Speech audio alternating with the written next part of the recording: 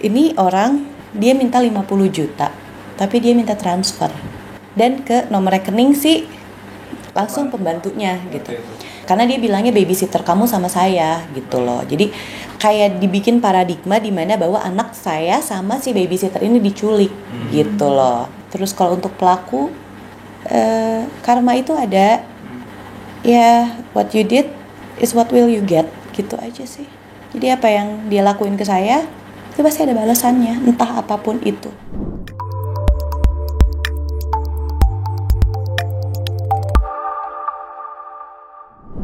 Halo Tribuners, kembali bersama saya Daniel Andrianda Manik pada program wawancara khusus Tribun Jabar.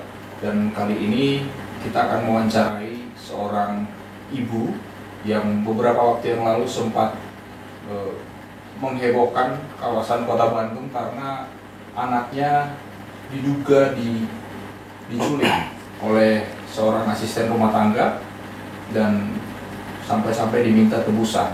Dan saat ini kami Tribun Jabar berkesempatan untuk ngobrol langsung dengan sang ibu di kantor pengacara, yaitu Lutmark ya, yang di bawah pimpinan dari Bapak Lutfi.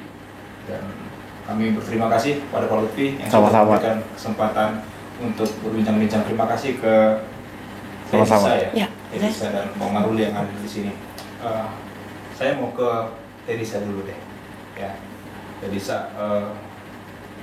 kondisi dari Teteh sendiri seperti apa sekarang? Kalau kondisi dari saya sendiri sih udah mulai bisa lebih tenang ya. Cuman pasti masih ada trauma, ketakutan gitu. Apalagi kan saya kerja ya. Terus agak masih bingung gitu, kayak ini anak sama siapa ya. Tapi untuk sementara sekarang sama nenek sama bapaknya juga. Oke, baik. Tetap di Kota Bandung? Iya, masih di Kota Bandung. Oke. Saya mungkin langsung ke poin-poinnya ya.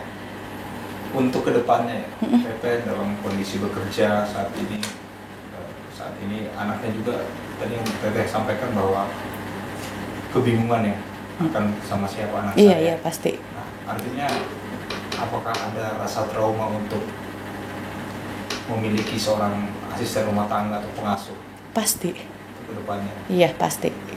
Emang mulai sekarang sih kayak kita nggak kepikiran buat pakai ART lagi, karena ya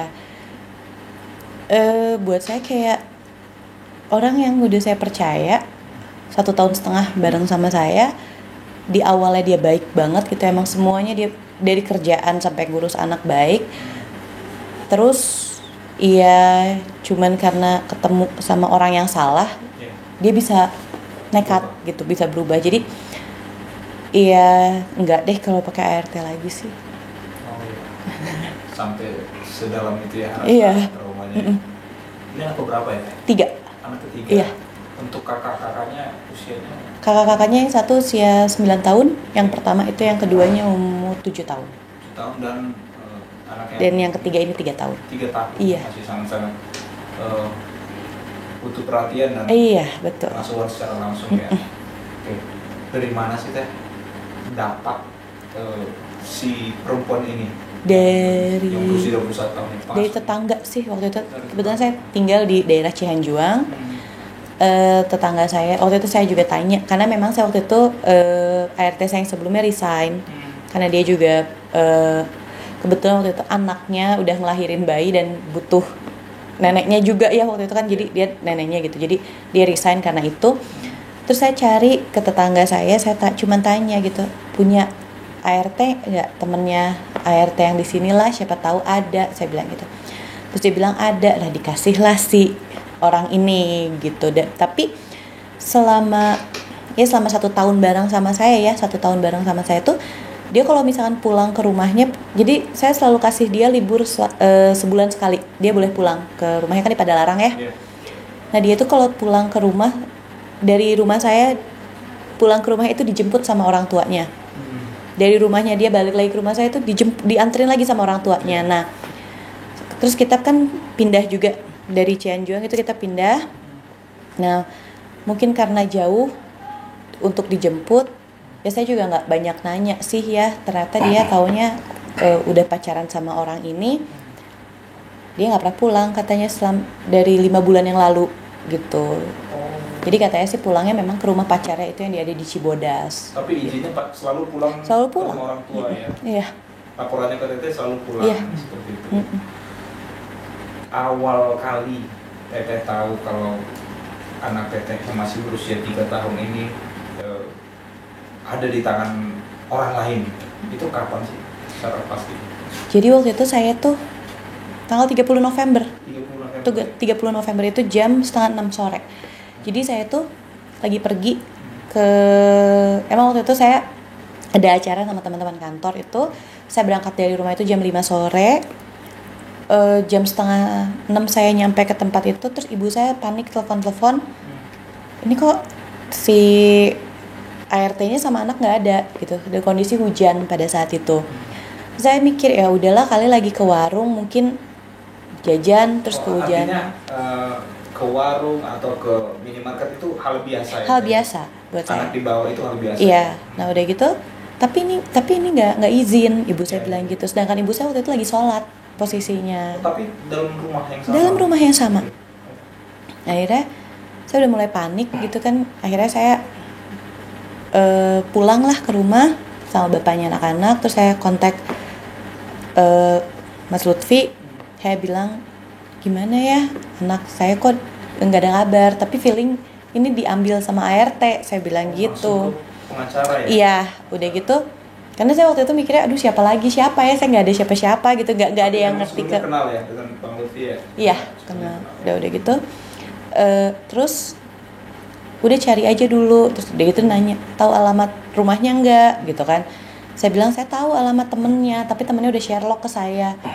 Ya udah cari ke sana dulu. Nah sekitar kurang lebih jam 9 malam tiba-tiba ada yang WhatsApp saya ya minta tebusan 50 juta itu.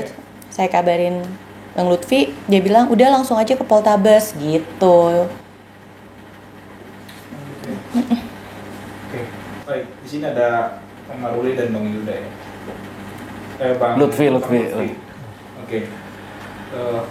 Gimana Bang untuk melihat kasus ini ya, dengan anak yang ya bisa kita katakan dilarikan ya, dibawa kabur oleh asisten rumah tangga yang mengasuh. Ya, kalau kami selaku penasihat hukum dari korban ini hanya menghimbau kepada masyarakat untuk mempekerjakan ART dengan selektif, meminta data diri, harus tahu mengenai asal usulnya, atau kalau misalnya memungkinkan libatkan sama yayasan yang memang berwenang untuk melaksanakan jasa ini gitu. Jadi artinya ketika kita melibatkan seseorang bekerja di dalam lingkup rumah tangga, tingkat keamanannya memang harus lebih waspada begitu, sehingga hal-hal seperti ini tidak akan terulang lagi gitu. Apalagi ini kan berkaitan dengan pengasuhan anak, ya kan. Nah artinya potensi yang membahayakan dari anak selain kasus dari penculikan ini, pola asuh yang salah contohnya, ya bisa saja terjadi hal-hal yang seperti itu gitu. Harus kita lebih antisipasi artinya. Baik, gitu. Bisa diceritakan nggak sih Bang, ini kan sebagai pendamping ya, sebagai pengacara yang kita tahu mungkin pengacara akan mendampingi hanya sampai sebatas mendatangi kantor polisi dan lain sebagainya hal. Ada nggak sih Bang momen-momen yang mungkin di luar dari fungsi dari seorang pengacara, tapi terpaksa nih dengan atas nama kemanusiaan harus ditempuh untuk menyelamatkan si adik. Kebetulan saya sama Maruli ini, firma ini juga menyediakan bantuan hukum. Artinya ya kadang-kadang hal-hal yang saya juga kaget, klien saya ini kalau ada peristiwa seperti ini kan lazimnya harusnya langsung ke kantor kepolisian. Tapi karena dia ngerasa mungkin punya teman pengacara, ya mungkin ke pengacara dulu. Nggak ada salahnya seperti itu, biar kita dampingi di dalam proses upaya hukum yang hak atau kewajiban hukum atau upaya hukum yang dilakukan oleh si korban ini. Contohnya dengan melaporkan ke kantor kepolisian. Ketika di kantor kepolisian, kami juga mendampingi korban atau ayah dari si anak ini dan si ibu ini untuk dilakukan pemeriksaan oleh penyelidik tim Polrestabes. Dan tidak lupa juga kami menyampaikan apresiasi kepada Bapak Kapolrestabes saat ini dan tim jajaran. Kami sangat merasakan responsif penyelidik atau tim yang piket malam itu menyambut dengan sangat baik dan melakukan langkah-langkah yang cepat gitu. Yang kami sangat mengapresiasi untuk hal itu, karena ketika kita melaporkan walaupun laporannya belum secara resmi ke SPKT, polisi itu sangat aktif untuk melakukan wawancara dengan si orang tua korban ini, dan beberapa tim lapangannya sudah standby untuk melakukan penyelidikan begitu. Itu yang kami apresiasi dari tim Polrestabes Bandung. Oke, gitu. Baik, Teteh ataupun Abang yang di sini berdua sebagai pengacara. Hal yang menarik adalah di saat ada ancaman atau permintaan uang 50 juta, Ya. turun menjadi 5 juta dan akhirnya 3,5 juta. Ya.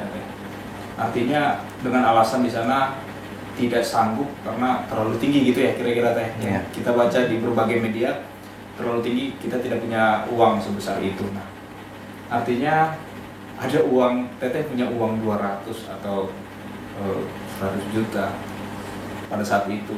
Mungkin 50 juta itu akan dibayarkan. Sepertinya seperti itu Teh ya. Enggak juga sih. Enggak juga ya. Apa nih Teh yang jadi yang membuat Teteh jadi melobi, dan apakah dalam kondisi tenang di sana atau seperti apa Teh? Sebenarnya pada saat itu emang berusaha buat tenang sih, karena pada saat itu saya sih mikirnya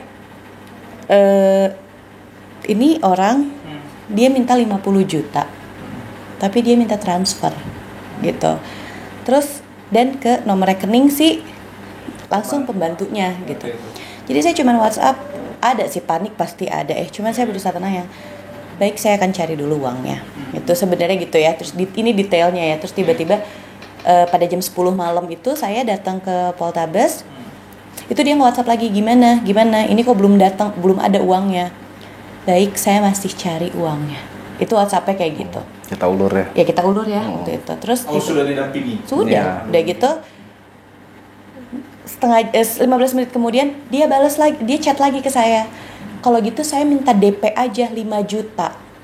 Anak kamu saya turunin, tinggalin di jalan, ART kamu, babysitter kamu saya bawa. Dia bilangnya gitu.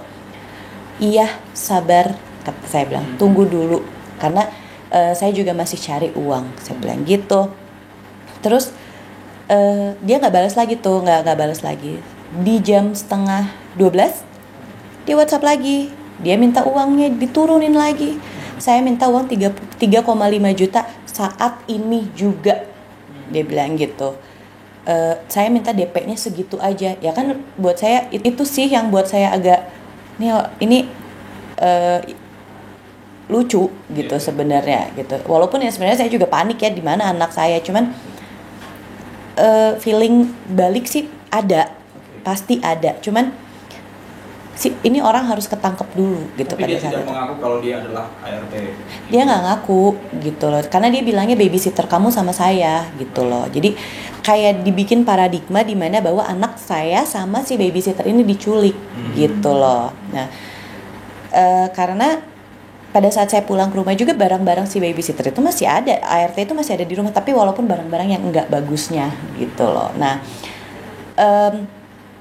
dari situ kira-kira jam 12:30 saya diminta untuk udah transfer aja buat mancing katanya gitu, dari waktu itu dari ini ya.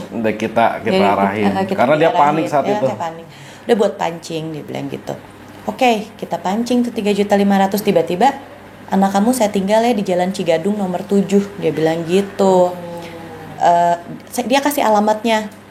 Tapi saya tuh nggak expect bahwa anak saya itu emang ditinggalin di jalan gitu aja. Jadi waktu itu kita mikirnya, oh kali di kosan masih tenang lah ya. Sampai akhirnya kita ke sana, nyampe ke kosannya nggak ada gitu loh. Tiba-tiba jam 1:30 ya. Iya. 1:30 pagi. Saya dapat telepon dari rumah bahwa anaknya udah ada di rumah. Ya. Itu diantar sama 4 orang, salah satunya itu Linmas di Cigadung. Terus saya juga masih panik waktu itu. Kita langsung pulang ke rumah, saya tanya gimana kejadiannya, ternyata ya Linmas saya itu ngedengar suara anak kecil nangis teriak-teriak. Terus tapi ditanya namanya siapa dia jawab, ditanya rumahnya di mana dia jawab. Terus dia minta pulang, minta dianterin pulang anaknya. Ditinggal di tengah jalan ya? Ditinggal di tengah jalan, minta pulang. Akhirnya diantar pulang lah sama anggota Linmas itu. Dan yang nunjukin jalannya tuh anaknya. Jadi saya masih, ya kalau misalkan dibilang kayak gitu itu miracle ya buat saya gitu. Anak usia 3 tahun dia bisa komunikasi dengan baik, dia bisa nunjukin jalan pulang gitu, walaupun dia nggak tahu alamat detail gitu loh. Kalau arah dia tahu. Kalau arah dia tahu. Oke. Dan nama jalannya dia tahu. Nama jalan dia tahu ya. Dan itu ketika ibu klien kami sampaikan ke kita ada tempat di mana kita bisa jemput anak, kita semua sama-sama. Jadi malam itu juga kita semua sama-sama, kuasa hukum kita dengan tim dari Polres juga datang ke tempat untuk lihat kondisi anak ini. Tapi kita lewat hutan, kita lewat ke perkampungan, masuk gang-gang kecil Alamat untuk yang dituju. iya dikasih tahu dia oleh Sherlock ke kita. ini gitu. Sherlock ke kita alamatnya di mana, akhirnya kita cari, tapi ternyata sampai di lokasi yang dia janjikan kita tidak menemukan anak itu. Itu lokasi apa yang di Sherlock sama dia itu? Kos-kosan ya, kos-kosan, tapi yang kita kira kos-kosannya kos-kosan Di sekitar Cigadung ya? Cigadung gitu, tapi pas dilihat emang kos-kosannya kos-kosan elit, di mana yang kita kayak nggak mungkin deh mereka di sini gitu, emang nggak ada gitu. Dan emang pada saat itu kebetulan yang masuk ke situ juga ada suami saya juga kan, dia bilang bahwa polisi juga udah sempat loncat ke kos-kosan itu gitu kan, nyari anak, tapi mereka juga bingung nggak ada gitu loh. Jadi kayak menurut suami saya sih, jadi kayak ada tulisan di jalan gitu, maksud iklan buat kos-kosan, dia foto gitu loh, tapi dia nggak tahu kos-kosan itu di mana, jadi cuman yang alamat di pinggir jalan aja gitu loh. Diletakin, si anaknya jalan. Terus pas ditemuin anaknya itu kebingungan katanya. Iya, Gimana sih pas ditemuin sama Linmas tuh? Jadi katanya anaknya nangis, teriak-teriak, tapi teriak-teriak manggil teteh, karena dia manggil ART-nya kan teteh. Dia manggil teteh sambil katanya lari, awalnya ngejar motor karena mungkin anaknya juga nggak kekejar, akhirnya dia tuh duduk sambil kayak gini di pinggir jalan gitu kan, nyesek ya. Jam 1 pagi Jam ya? 1 pagi dalam kondisi anaknya itu tapi dikasih sweater sama si ART-nya tuh, dikasih sweaternya dia itu sweaternya basah dan anaknya udah bau ompol. Jadi emang kayak dia ketakutan, terus dia udah ngompol-ngompol gitu ya. Nyesek Jalannya sih. sepi waktu Jalannya sepi banget, sepi. Oke, baik. Sangat tega ya, sangat tega dan cukup tragis. Anak usia 3 tahun diletakkan di tengah jalan. Iya, tengah jalan. Ya mungkin di tangan dia itu aman, tapi setelah itu kan kita nggak tahu ya. Iya, betul. Seperti apa kondisi anak usia 3 tahun. Seperti apa sih Teh komunikasi antara Teteh dengan si ART ini selama 1,5 tahun ini? Apakah dari segi segi komunikasi atau bersikap mulai kapan nih ada perubahan? Apakah sebulan sebelumnya? Kurang lebih sih 3 bulan sih. 3 bulan. 3 bulan. Seperti apa Teh yang kejanggalan yang mungkin? Kalau saya kan orangnya memang sebenarnya pemerhati orang ya. Dia tuh mulai sering di kamar. Biasanya kan dia main sama anak-anak ya gitu kan, terus dia sering murung, terus sama dia itu sering nangis, hampir tiap hari tuh nangis gitu loh. Terus ya mulai dari kerjaan juga udah banyak yang nggak beres ya gitu. Itu sih dari situ. Cuman kalau saya waktu itu mikirnya yang namanya anak muda ya, umur 21 tahun pacaran, ya galau-galau wajar gitu. Tapi saya tapi saya nggak kepikiran bahwa iya dia sedrama itu gitu loh, sampai merencanakan si kasus penculikan. Karena kan menurut dari pihak penyidik sih pada saat sudah kan dia udah di BAP juga ya, memang dia udah merencanakan penculikan itu dari tanggal 25 November. 25 November ya. Oke. Baik, apakah pernah si ART ini mungkin curhat atau saya ada utang atau apapun itu, kan alasannya ekonomi ya, sejauh ini ke kepolisian alasan ekonomi, pernah nggak sih, atau pernah berbicara tentang kisah asmaranya dia atau tentang ekonominya dia? Kalau asmara sih enggak ya, tapi kalau setahu saya sekitar 4 bulan yang lalu dia emang ada kasus pinjol. Nah dia pinjam uang ke saya bilang Untuk nutupin iya ini. iya, dia bilang kasbon. Akhirnya iya saya cover lah si itu. Cuman saya bilang, tapi saya nggak mau cover semuanya, saya bilang gitu. Nah udah gitu. Tinggi ya? Cuma 2 juta sih sebenarnya gitu, lumayan ya buat biaya. Saya kasih 1.500.000 waktu itu. Setengah itu. Ya, terus udah gitu dia bilang sih, katanya pas saya tanya lagi gimana udah selesai belum, terus dia bilang udah Bu, uang yang 500.000-nya sisanya itu dia bilang dipinjemin sama pacarnya. Nah jadi nanti saya bayarnya nanti kalau udah gajian, dia bilang gitu. Oh oke, saya bilang gitu. Akhirnya 500.000-nya itu saya kasih juga ke dia, tutup bayar ke pacar kamu hutangnya, saya bilang gitu. Terus iya Bu, dia bilang gitu. Dan Utang pacarnya atau utang ini? itu utang pinjol itu. Pacarnya yang punya utang atau si Nah itu pelaku? dia belum tahu. Aku nggak tahu karena si pelaku itu pada saat itu bilangnya dia pinjol itu buat bayar biaya lahiran ibunya. Ibunya dia kan baru ngelahirin ya anak yang bungsu. Tapi kan saya juga sekarang udah ada komunikasi nih sama keluarganya. Alhamdulillah sih keluarganya si pelaku ini dia bisa bisa kooperatif gitu ya, dia bisa sangat bisa diajak bekerja sama. Jadi keluarganya bilang dia sudah 3 bulan tidak pulang, dia sudah sekitar 7 atau 8 bulan dia tidak memberikan uang ke keluarganya, bahkan pada saat ibunya melahirkan aja itu pakai BPJS. Jadi nggak ada itu dia kasih uang 2 juta buat ibunya. Nah terakhir sebelum kejadian dia culik anak saya itu dia kasbon 700.000, dia bilang katanya buat adiknya sunatan. Nah saya tanya lagi ke orang tuanya, nggak ada adiknya yang disunat. Bohong, gitu. ya. Jadi udah mulai banyak bohong. Jadi biasanya dia ngasih uang ke keluarganya, terus pada saat keluarga waktu itu juga mau minjem katanya 150.000, si pelaku ini bilang saya udah nggak boleh kasbon lagi sama ibu, dia bilang gitu. Tapi dia hampir tiap bulan kasbon, sampai saya pernah bayar gaji dia tuh cuma 200.000 karena dia kasbon itu gitu. Dan Untuk menutupin itu ya. iya, nah terus udah gitu kalau untuk komunikasi saya sama dia, saya orangnya nggak pernah marah sama dia ya gitu, karena saya nganggapnya dia juga, karena dia baik, saya anggap keluarga. Kalau kita makan di luar ya, itu saya juga nggak pernah pisah meja gitu. Kita makan makanan yang sama, kita bareng. Karena udah gitu kayak saya juga kalau misalkan belanja, kamu mau apa gitu. Ya nggak yang orang mikirnya mungkin ya kalau kayak gitu majikannya gimana. Enggak, saya nggak pernah gitu. Bahkan ibu saya, kadang-kadang ipar saya juga suka kasih tambahan uang jajan buat dia gitu. Jadi ya saya nggak tahu kenapa dia kayak gitu. Nah, baik nih dari segi hukumnya nih Bang, ya. Iya. Dari Bang Maruli ini, ancamannya seperti apa sih? Dan apa pasal yang mungkin diberikan kepada si pelaku ini? Ancaman hukumannya cukup berat ya, Iya. sangat berat sih. Untuk laporan kita itu penyidik menerapkan pasal Undang-Undang Perlindungan Anak, yang mana ancamannya itu minimal 3 tahun dan maksimal 15 tahun penjara. Karena ini korbannya ini adalah anak di bawah umur. Seperti itu. Tapi saya melihat beberapa dinamika, baru tahu juga kita tadi bahwa triggernya ini ternyata karena motif ekonominya ini dari pinjaman online.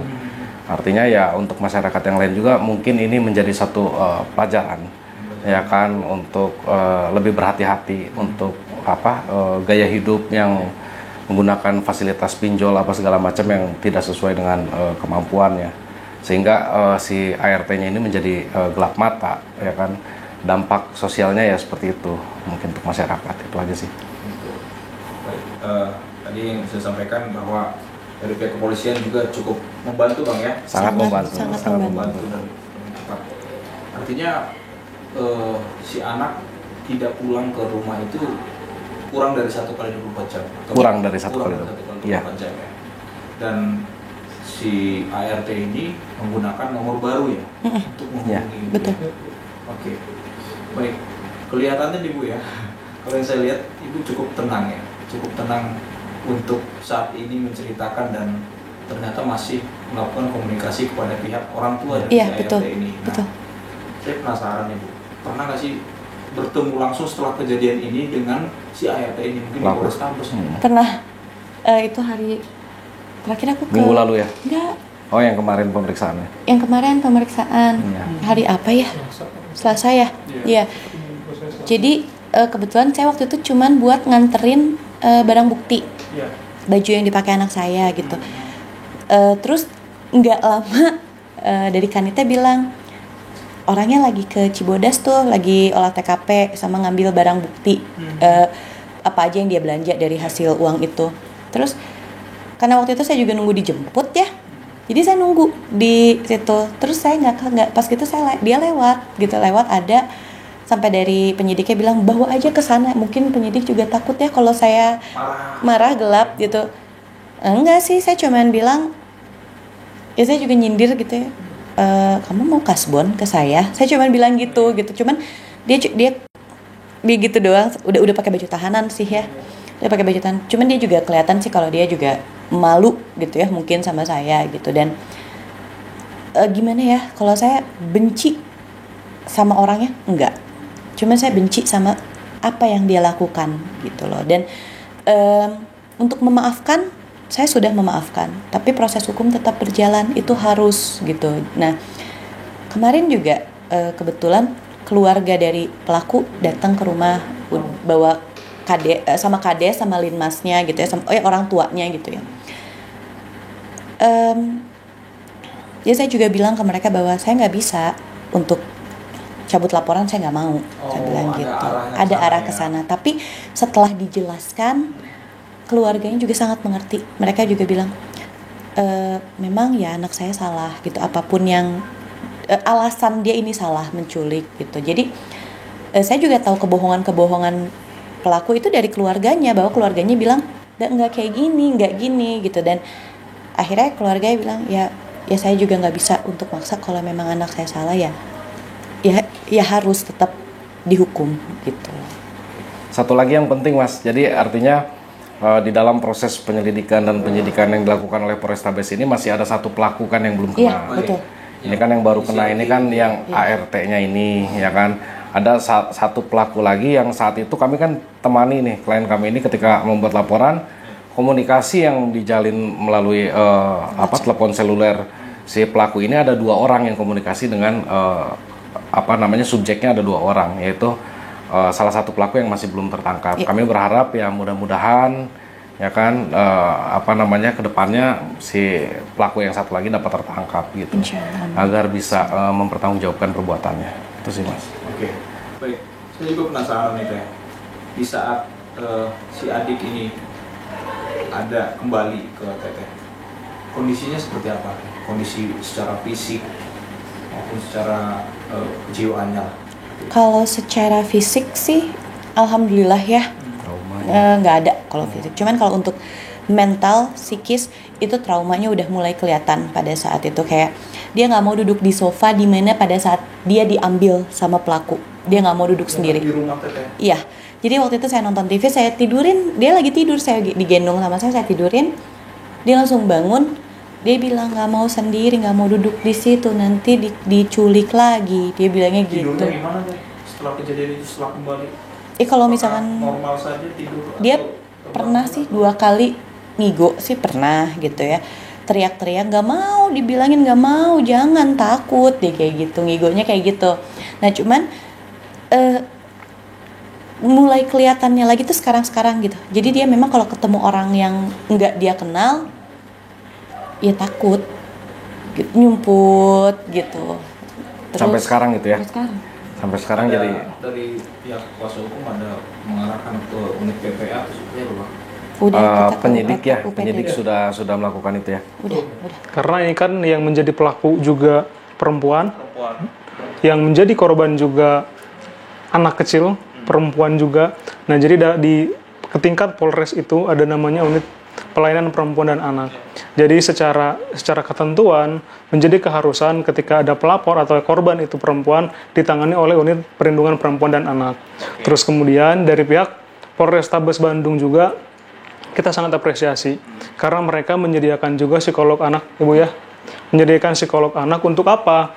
Tujuannya untuk melakukan pemulihan secara psikologis, secara psikis untuk anak ini. Dan masih berlangsung? Iya, masih berlangsung sampai hari ini. Ya kalau kemarin sih menurut dari sana sih kita tidak tahu mereka nggak tahu kapan ini selesainya ya, karena sebenarnya kan itu juga kan buat menggali informasi dari anaknya. Jadi kalau anaknya kan, kalau sama saya sih dia cerita gitu, kayak mau tidur, kalau pada saat dia relax ya, dia mau tidur, tapi saya nggak bisa nggak mau ditanya gitu si anaknya tuh, kamu kemana aja gitu, dia keluar sendiri. Jadi kayak lagi dia mau tidur, terus dia ngelihat sesuatu yang nge-trigger dia untuk dia bercerita gitu loh. Sama kalau kemarin mungkin kalau lagi mandi lebih relax ya, sambil main air saya sabunin, dia cerita gitu pelan-pelan, aku kan lagi main handphone, terus tiba-tiba teteh panggil aku, tapi suaranya kecil sekali, dia bilang gitu. Jadi dia ngejelasin, terus udah gitu stop. Terus saya tanya lagi, kamu kemana sih waktu itu? Jadi aku tuh naik angkot, angkotnya tuh ada dua, angkot warna pink sama angkot warna hijau. Dia cerita gitu. Terus iya, abis gitu naik motor gitu. Tapi kan anak kecil kan nggak bisa menjelaskan detail ya, jadi ya dia cuman bilang kayak gitu. Terus aku tidur di mana, di rumah kecil, dia bilang gitu. Kita nggak tahu rumah kecil ini, tapi kalau gubuk kayaknya nggak mungkin ya, gitu. Mungkin tadi juga aku ngobrol sama Mas Maruli, mungkin itu mah kontrakan atau kosan ya. Terus udah gitu, udah tiba-tiba dia ngomong lagi.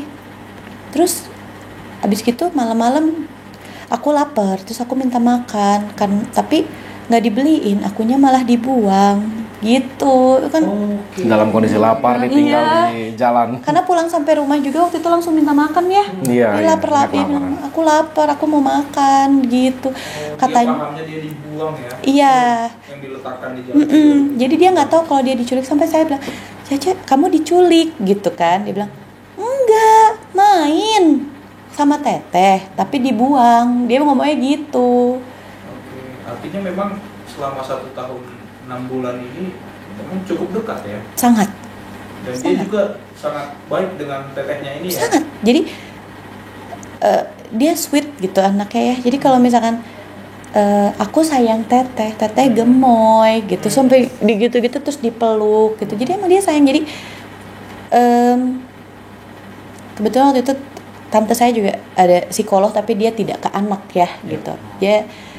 Dia bilang ngeliat anaknya, ini anak broken heart, dia bilang gitu. Karena dia baru kebetulan dia dekat juga sama kakeknya kan. Dia baru kehilangan kakeknya. Terus sebulan kemudian dia merasa dikhianati sama orang yang dia percaya, tapi dia tidak keluar gitu.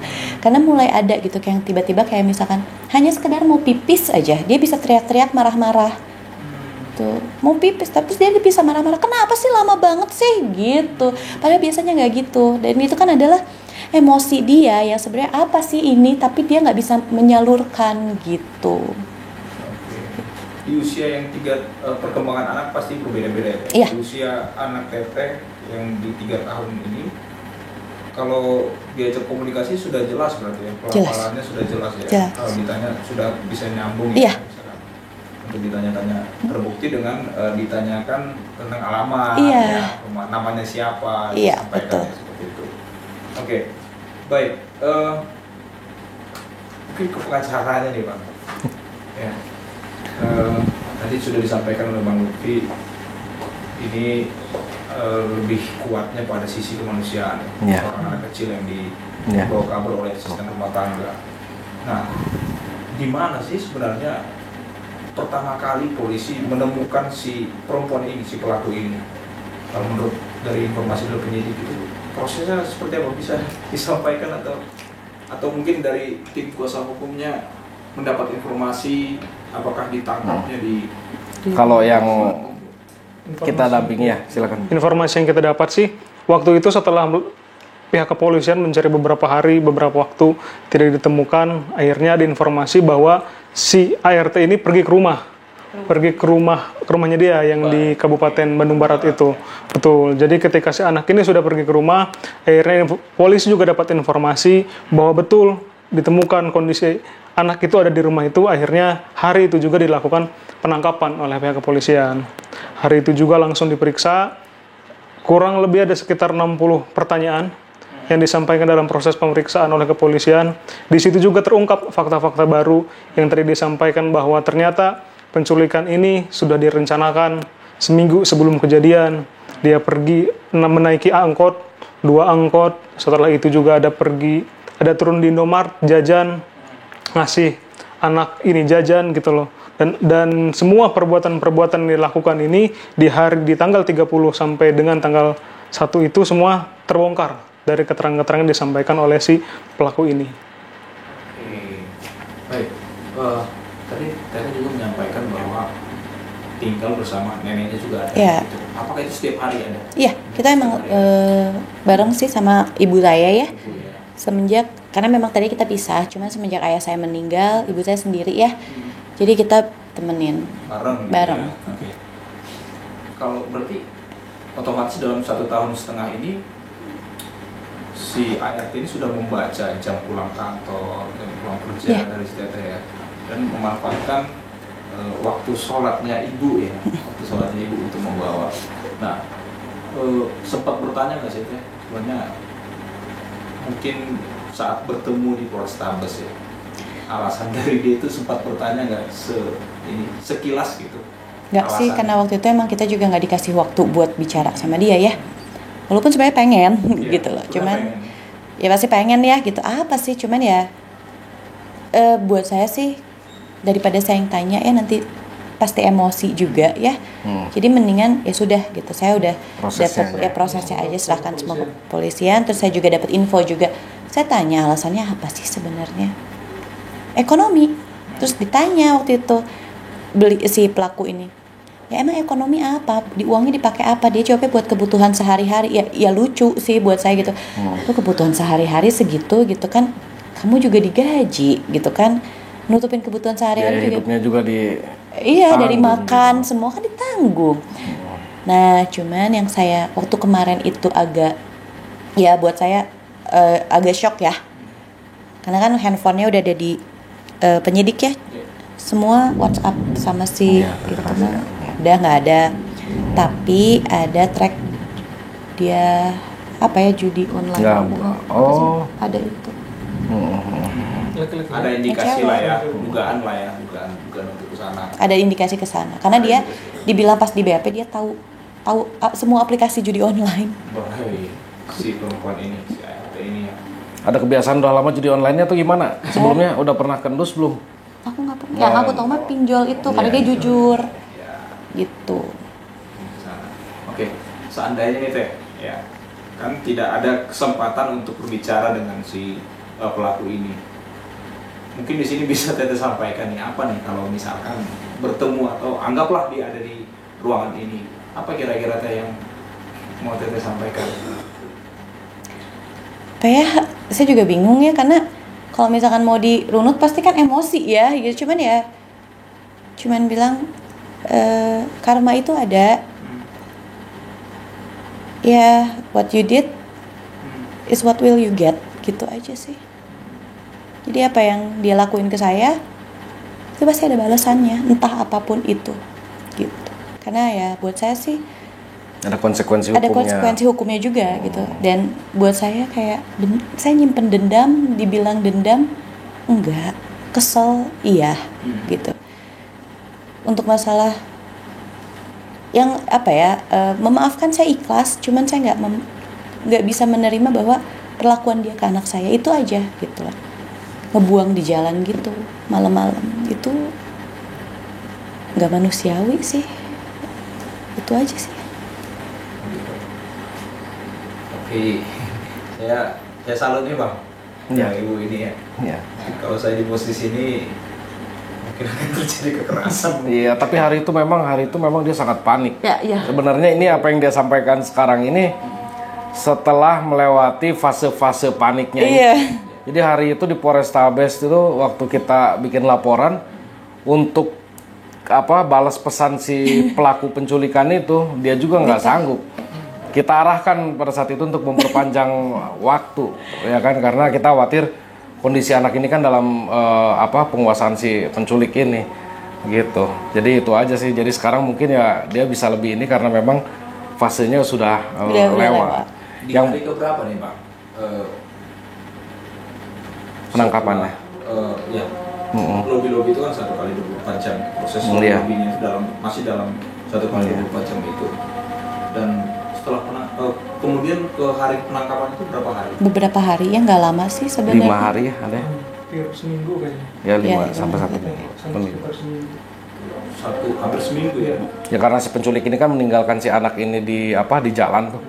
Tanggal 31 berarti ya. Tanggal Tanggal 1 Desember ini di tengah jalan di Cigadung di Bandung, sekitar Bandung Utara itu, sehingga si pelaku ini melarikan diri dua-duanya. Si anak ini ditinggal, terus penyidik melakukan proses penyelidikan dengan serius, sehingga satu minggu kemudian tertangkap gitu. Kita nggak tahu proses itunya karena itu kan ranah kewenangan penyidik, tapi saya apresiasi sangat cepat juga proses itu gitu. Oke. Gitu. Kalau dari pengakuan si adik kecil ini, ada nggak sih menyebutkan atau ada si AA, apalah mungkin istilahnya dia untuk menyebutkan si lelaki ini? Ada membekas nggak sih? Misalnya Enggak. kalau ada sosok laki-laki di sana gitu. Enggak sih, anaknya dia nggak mau nyebut. Mungkin dia juga nggak notice sama nama ya, tapi dia bilang aku dibawa tuh sama si teteh sama laki-laki itu. Dia cuma ngomongnya gitu. Gitu. Nah, terus yang saya ya cuman waktu itu saya tidak pernah bicara soal penjara ya ke anak saya ya. Cuman pada saat itu dia pulang pas ditemuin sama si Linmas, dia cuma aku nggak mau di penjara, aku nggak mau dibawa ke kantor polisi, aku nggak mau di penjara. Jadi mungkin kalau saya sih nangkepnya Merekam. ya, Jadi dia merekamnya apa yang mereka peristiwa itu. perbincangan Iya. dari si pelaku. Mungkin ada perbincangan bahwa ya takut di penjara lah mereka gitu. Jadi si anak ini merekam gitu loh. Oke. Itu waktu dibawa pergi itu kondisinya sore hari ya? Sore hujan, Jam berapa ya kira-kira? jam 5. Artinya itu menurut kebiasaan si adik ini sudah makan malam atau apa nih secara kebiasaan itu? Dia ngemil sih dan dia belum makan. Belum Karena dia makan itu kan biasanya jam 6, setengah 7. Iya. Jadi belum makan. Jadi selama itu dia bilang, makanya dia pulang ya, waktu itu pulang minta makan. Dia bilang kelaparan. Katanya teteh mau ngajakin aku makan, mau dibeliin makan, tapi aku malah dibuang. Terus aku lapar. Dia bilang gitu. Jadi nyampe rumah itu dia minta makan, kelaparan. Pas ditemuin sama Linmas, dibawa ke rumah, dikasih makannya tuh habis hampir 2-3 porsi. Gitu dari biasanya. Iya, kelaparan. Emang Anak ini kelaparan terus, makan terus. Jadi anak itu ditinggal dalam kondisi lapar. Ketakutan. Jam 2 pagi, setengah 2 pagi di tengah jalan gitu kan. Yang bahayanya lagi kan kita nggak tahu kondisi jalan jam 2 pagi. Kalau ada mobil lewat apa segala macam itu anak sendiri. Bukan anak yang terbiasa dengan jalan raya ya? Iya. Bukan yang terbiasa menyeberang, bukan ya? Dalam komplek rumah yang Sepi. jauh dari bingar-bingar jalan raya mungkin seperti itu ya. Tapi dia tinggal kali tempat yang sepi dari itu. Ditinggalkan di tempat yang sepi. Oke. Apa ada trauma ketakutan nggak tuh? Misalkan di tempat gelap? Oh, atau di ada. tempat asing? Ada. Biasanya dia tidurnya sendiri. Dia mau tidur sendiri. Sekarang nggak mau. Biasanya tidur sendiri. Jadi dia tuh sebenarnya anaknya nggak rewel sama sekali. Kayak tidur juga. Ya udah gitu, dia sambil rebahan tidur merem gitu. Nah sekarang tuh enggak. Jadi dia kayak aku ngantuk, tolong temenin. Nah kayak kemarin trauma sempat kemarin ya kan, karena saya ketemu juga sama karena keluarganya pelaku datang ke rumah kan kemarin tuh sampai jam 1:30 malam di rumah mereka gitu ya. Saya tuh udah nidurin anaknya, terus tiba-tiba dibangun nangis, nggak mau ditinggal sendirian kalau sekarang takut dibuang gitu. Itu ada omongan kayak gitu, ada. Gitu. Ya. Artinya itu udah 2 minggu ya? Ya, 2 minggu. Sekarang tanggal kita wawancara di tanggal 16. Tanggal 30 ya. Desember. 2 minggu lebih ya. Tanggal 30, tanggal 2 minggu lebih ya. Iya. Itu sangat membekas ya, sangat membekas. Kasus-kasus seperti itu. Nah, apa yang mau disampaikan nih Bang dari aspek hukum yang masih harus diperjuangkan mungkin sebagai pembelajaran mungkin dengan satu orang terduga pelaku ini belum didapatkan. Kalau proses hukum sih kami tadi kami sudah menyampaikan apresiasi. Artinya kami sangat percaya tim penyidik ini akan sangat profesional untuk menuntaskan perkara ini karena dampak untuk si anak. Terus dampak terhadap masyarakat perkara-perkara seperti ini yang memang harus dituntaskan. Dan kami percaya penyidik Polrestabes akan profesional dan kami akan mengawal terus proses hukum ini sampai dengan selesai. Begitu, sehingga ada putusan nanti untuk si para pelaku ini. Karena kan asasnya pidana ini harus dibuat terang. Setiap peristiwa yang dilaporkan, setiap peristiwa pidana, siapa yang terlibat di dalam perkara ini, ya kan? Apakah si sekarang yang sudah tertangkap ini sebagai aktor intelektual, ya kan? Aktor intelektual atau dia hanya membantu? Jangan-jangan yang belum tertangkap ini aktor intelektualnya seperti itu. Jadi kami berharap penyidik menuntaskan proses penyidikannya dengan sampai tertangkapnya si pelaku yang masih DPO ini, gitu. Kalau dari saya sih seperti ini. Jadi harapan kami selain proses hukum ini berjalan, kami ingin juga mengedukasi ke masyarakat. Untuk apa? Jadi pertama, kami ingin di masyarakat ini agar tidak terjadi hal-hal serupa. Untuk ibu dan orang tua di luar sana, agar pertama lebih berhati-hati dalam mencari asisten rumah tangga. Karena dialah orang yang dipercaya oleh kita untuk menjaga keluarga kita, menjaga rumah kita.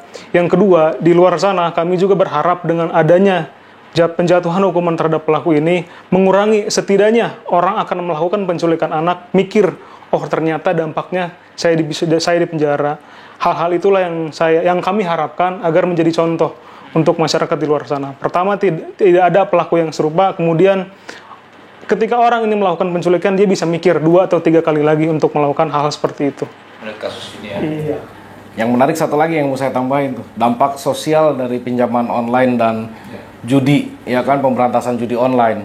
Jadi tadi sempat disinggung oleh klien kami ini, ternyata memang dampaknya ada indikasi yang mengarah ke situ. Jadi kalau misalnya dampak sosial dari pinjaman online sampai segitu bahayanya, ya kan, sehingga bikin si pelaku ini nekat melakukan itu, ya mungkin pemerintah seharusnya lebih aktif untuk mengawasi hal-hal terkait. Apalagi kalau judi online ini kan hal yang bertentangan dengan hukum, gitu. Itu aja sih, Mas. Senekat itu ya. Iya, pemicunya, betul. Nyawa ya. Betul. Nyawa seorang. Karena kan orang panik tuh, diharuskan dia dengan jatuh tempo pembayaran utangnya segala macam, sampai dia nekat, dia bawa ini anak untuk tebusannya, yang akan ya mungkin digunakan untuk pembayaran itu kan gitu. Itu mungkin sih itu. Jadi yang lebih pentingnya lagi itu, biar kejadian yang seperti ini nggak terulang lagi. Gitu. Di usia 3 tahun ya, sudah berkomunikasi, sudah mulai jelas. Tadi saya juga sekilas mendengar dia berceloteh gitu ya. Ada nggak sih, mungkin Teteh pernah bertanyakan apa sih jadi cita-cita sebagai seorang anak kecil ya, untuk kedepannya dari Teteh ataupun yang sempat Teteh tanyakan ke si anak ini? Kalau dia sih selalu awalnya dia mintanya pengennya jadi dokter hewan. Dokter hewan. Ya. Tapi terus kakaknya yang kedua kan suka ngegangguin ya, ngapain kamu kalau jadi dokter hewan kayak gitu. Terus akhirnya dia bilang, ya udah deh aku jadi dokter orang aja. Maksudnya dia dokter, dia pengen jadi dokter. Sampai sekarang saya kalau tanya, kamu mau jadi apa? Dokter orang. Nah kemarin tuh sempat kita kan bawa ke kantor polisi ya, ke Polres ya waktu itu ya, buat dimintain keterangan juga anaknya, karena kan dia udah mulai bisa bicara ya. Terus dia bilang ke babanya, ke ayahnya, Mbak, aku mau jadi polisi soalnya bantuin orang. Aku diculik dibantuin nih sama polisi, dia bilang gitu. Iya, terus secepat itu ya. Iya. Terus Orang yang berbuat baik sama betul, dia. terus udah gitu ditanya lagi sama bapaknya. Lah katanya mau jadi dokter. Iya, kan bisa, Mbak, jadi 2. Jadi dokter, tapi jadi polisi juga. Jadi kan dokter juga bantuin orang, nyembuhin orang. Kalau polisi juga bantuin orang yang diculik kayak aku gitu. Jadi dia tuh bener-bener ininya tuh oke gitu. Ya, karena dia emang di usia 3 tahun itu dia sudah minta sekolah.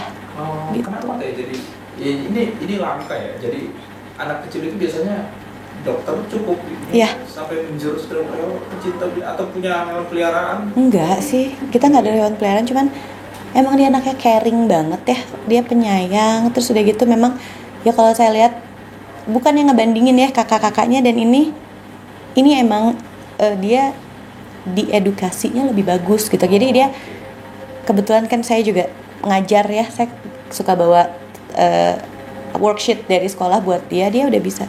Jadi di usia 3 tahun dia udah bisa ngerjain soal, ngewarnain juga rapih gitu. Dan memang dia waktu itu minta sekolah, cuman saya mikir nanti aja dulu. Jadi dia tuh sekarang les gitu, ada dia les seminggu 2 kali.